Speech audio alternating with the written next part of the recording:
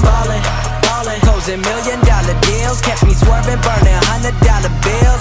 Oh yeah, you know who it is, homie. It's your resident fuckboy. Jokes. I've never even held a girl's hand, never mind giving them a go of the old veg in me, if you know what I'm saying. Never introduced him to my cousin Wang downstairs, if you catch my drift. I've never boned anyone with my penis. There was no penises involved in the mild sexual frustration and crippling loneliness aside. Today we're going to be talking about something that affects a large population of rich white people with no real reason to be upset. It's called depression, okay, and it's very serious. Yes, from what I understand, a real hot button topic. Like, I can make jokes about fucking 9/11 and I can make jokes about the Holocaust all day long. But as soon as I make fun of the concept of, like, some little girl getting upset because, like, fucking, I don't like Justin Bieber's haircut or something, then suddenly I'm the source of all depression in the world, and I am fucking worse than Hitler, and I am in fact the reason they curse. For fuck's sake, James, I'll have you know I suffer from depression and anxiety, and your attempt at pushing laughter onto me is very offensive, and if you excuse me, I'm gonna post about how I'm feeling sad on social media and snap at anyone that tries to console me. For real though, depression, it's a bad thing. Like, personally, me, I'm starting to cut whenever the Jonas Brothers broke up, so I know about depression, okay, boys? It's a bad thing because I think, like, the whole idea of depression is getting, like, a bit of a bad name. I mean, obviously it's getting a bad name from, like, this demographic of, like, suburban kids with, like, skin complexes comparable down to fucking Voldemort, complaining about how, like, life isn't worth living anymore because their movie star planet boyfriends found some of you know, young underage girl to, like, talk dirty with. It shouldn't be bad, though, when you, like, think about it, though, because depression is, like, a mental illness, right? So, like, comparable and on the same scale of schizophrenia and shit like that. Like, you see a person walking down the street with schizophrenia, you know, slightly holding and consoling themselves with their arms, you know, and they're looking around, they're being schitsy, and they walk up to you and they're like, I don't feel too good.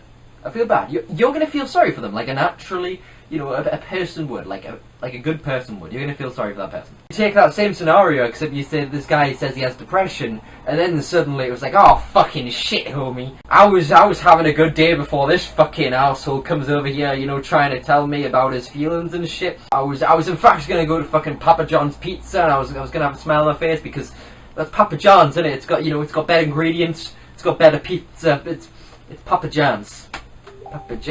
Now, I don't actually blame people for this response, because I believe what my other fellow atheist keyboard warriors believe. Now, every comedian and their mum has talked about this matter, but come on, boys, let's be honest, right, boys?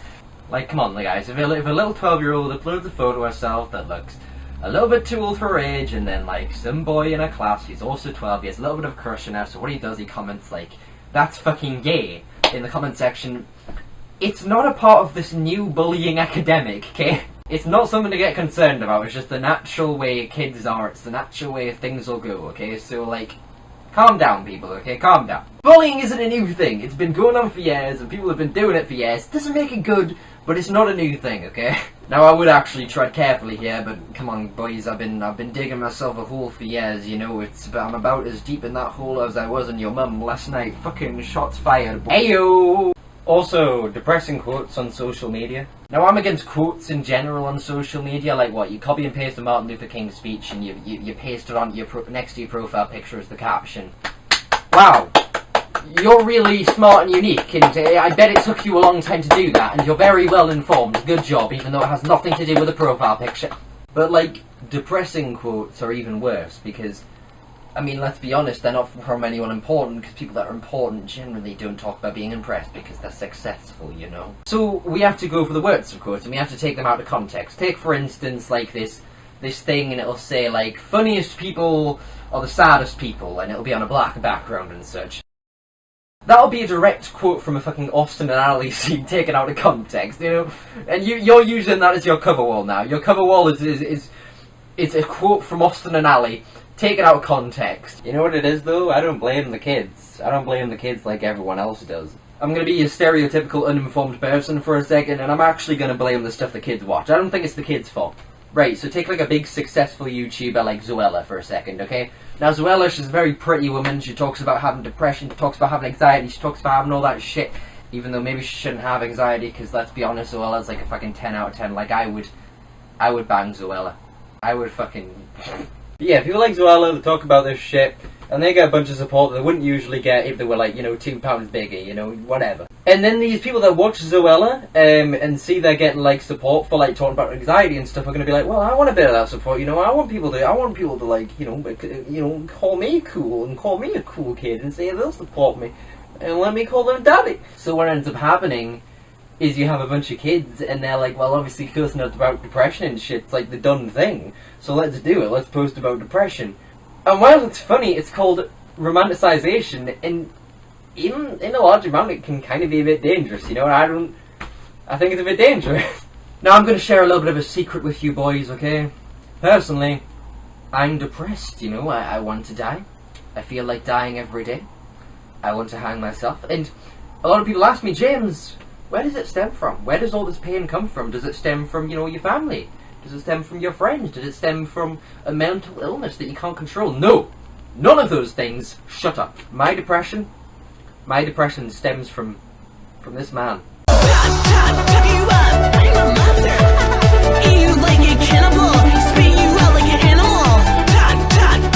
I see him every day.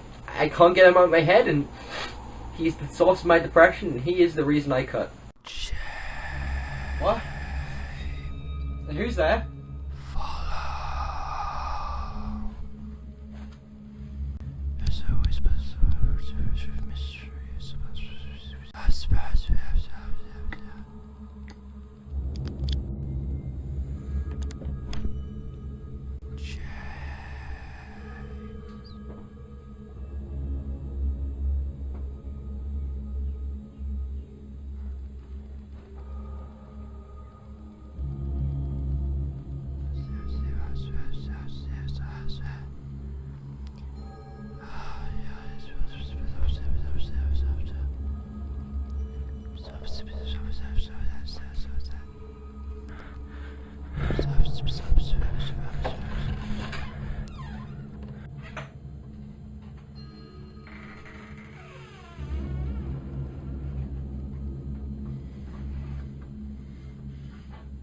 You know who you stand in the presence of, mortal?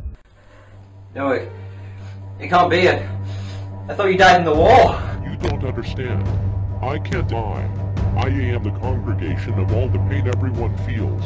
I am the one that wakes up when September starts. I am the reason you can't wake up. I am the one. And you, puny mortal, dare to defy me. You have the audacity to question my power.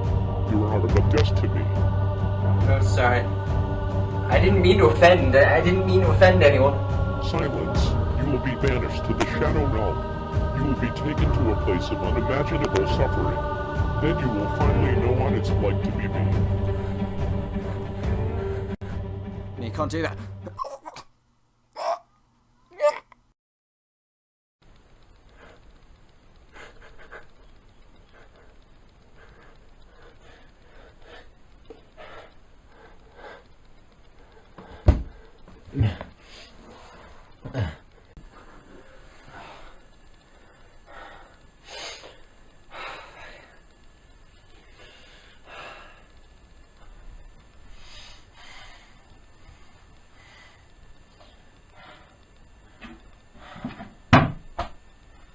Shit, dude.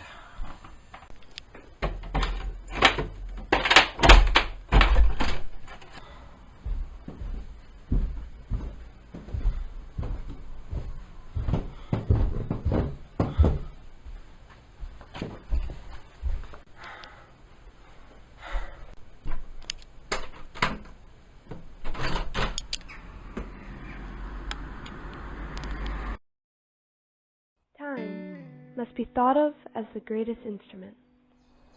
There is no tool that contains more greatness. Great, not because it exists, but because it holds those who use it.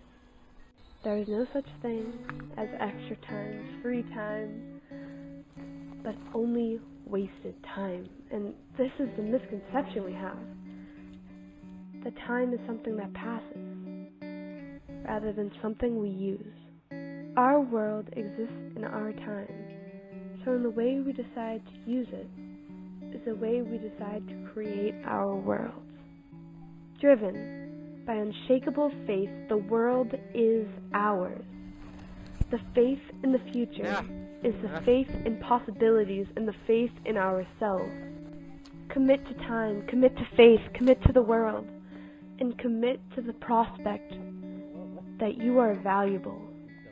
To utilize our time above the pressures of sadness and distress and adversity and depression is the noblest and most absolute cause. It's not exactly a pretty sight, is it? To utilize our lives above confusion and doubt of ourselves and the world is the pursuit of happiness. To utilize our world is to decide that the absolute cause is to try. Not to do, not to hope, not to believe and experience. Is to be obsolete and not to be at all. To waste time is to waste our lives and waste away. Change your life by changing how you use your time, and you will change the world. That's pretty cool, homie. And you simply will be happy.